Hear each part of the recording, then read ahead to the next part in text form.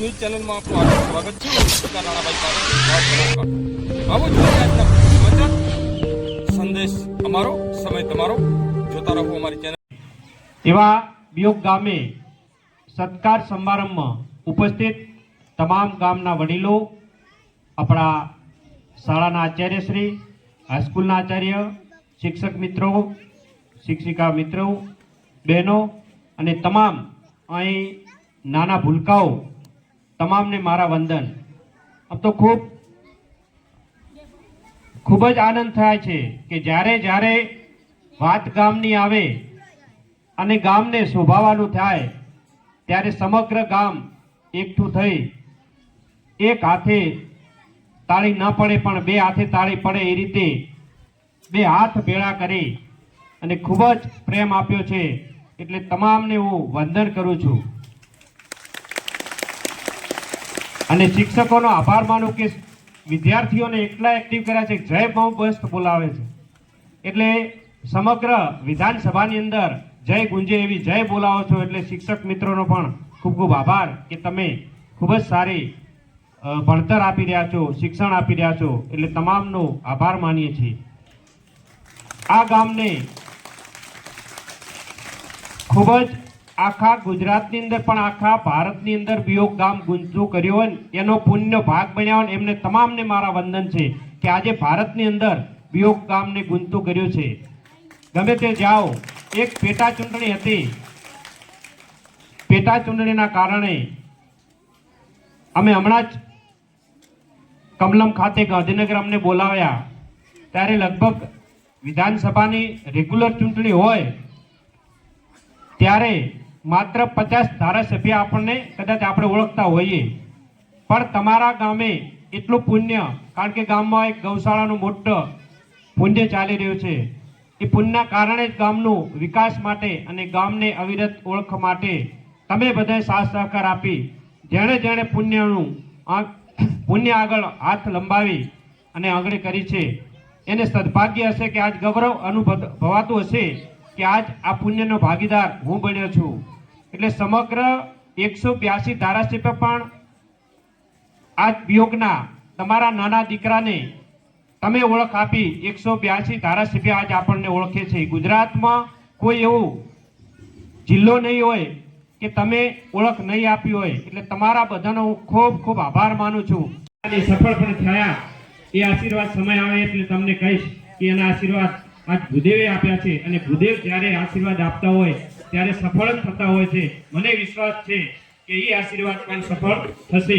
પણ એ સમય આવશે ત્યારે તમારી સમક્ષ રજૂ કરીશ કે આ ભૂદેવી દિવસે આ આશીર્વાદ આપ્યા હતા. અને મને વિશ્વાસ છે બળદેવભાઈ કે તમારા આશીર્વાદ ફેલ નહીં જાય. તમે જે આશીર્વાદ ભૂદેવના ફેલ નથી જતા. આ વિધાનસભાની અંદર પણ આપણે જ્યારે પેટા ચૂંટણી લડી રહ્યા ત્યારે પણ ભૂદેવોએ આશીર્વાદ આપ્યા હતા કે જાઓ આ વખતે વિજય થશે. થોડો સંઘર્ષ આવ્યો, થોડું ઊંચા નીચું ધબકારા વધતા હતા બધાના, પણ મને વિશ્વાસ હતો કે 18 આલમે આશીર્વાદ જ્યારે આપતા હોય ત્યારે વિજય નિશ્ચિત હોય. એટલે વિશ્વાસ તો 100% કે આપણો વિજય નિશ્ચિત છે.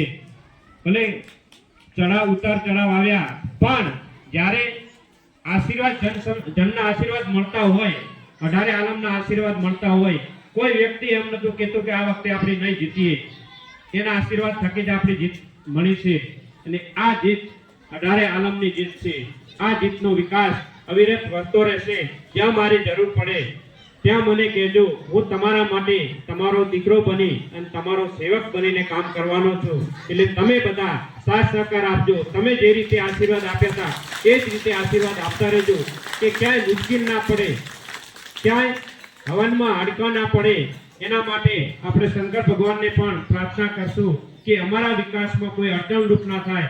આ વિકાસમાં વિધાનસભાના વિકાસને અવિરત વહેતો રહે અને વિકાસ ક્યાંય રૂંધાય નહીં ને વિકાસને સૌ લોકો 18 આલમનો વિકાસ થાય એ રીતે આશીર્વાદ મળતા રહે. એ રીતે આશીર્વાદ તમે પણ બધા આપજો એવી તમને પણ વિનંતી કરું છું. અને આ જ રીતે જ્યાં જ્યાં જરૂર પડે છે ત્યારે એકતા અને એક મંચ ઉપર બધા રહ્યા છો તો એ જ રીતે એક મંચ ઉપર બધા રહી આપણે સૌ આ ગામનો વિકાસ પણ આ વિધાનસભાના દરેક ગામમાં વિકાસ કરીએ. અને જ્યાં મુવમેન્ટ ચલાવી પુસ્તકોની કે આપણું સર્વ સમસ્યાનું સમાધાન શિક્ષણ છે, ત્યારે શિક્ષણને આપણે આવી રીતે વધાવીએ, એને એક ઝુંબેશ ઉપાડી મારું સપનું છે કે દરેક ગામમાં એક આપણે લાઇબ્રેરી હોવી જોઈએ.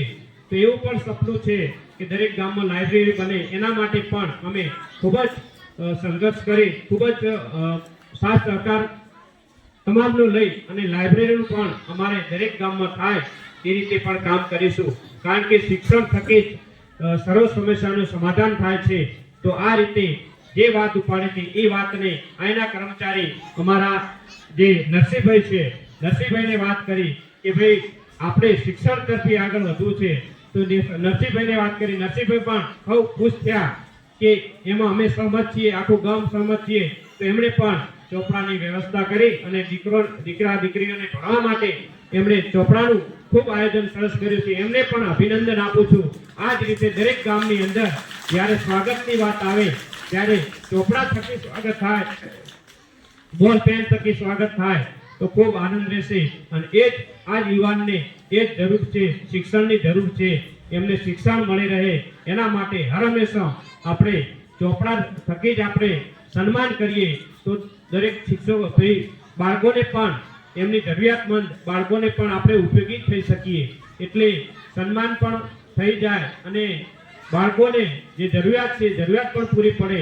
એના માટે આ સ્ટાફને, આ તમામને હું અભિનંદન આપું છું કે એમે બધાએ પુસ્તકો વતી, પેન વતી અને એમનું સ્વાગત કર્યું. અને શિક્ષકોને અભિનંદન પાઠવવા છે મારે કે આ જ રીતે આપ પણ મુવમેન્ટ ચલાવજો કે દરેક ગામની અંદર જ્યારે સ્વાગતનું જ્યાં થતું હોય, સત્કાર સમારંભ થતો હોય તો પુસ્તકથી થાય. એના માટે ગામજનોને પણ વિનંતી કરું છું કે બધા સાથે મળી અને આપણે આ મુવમેન્ટને ઉપાડી અને જરૂરિયાતમંદોને, વિદ્યાર્થીઓને એમને પુસ્તક પૂરા પાડીએ.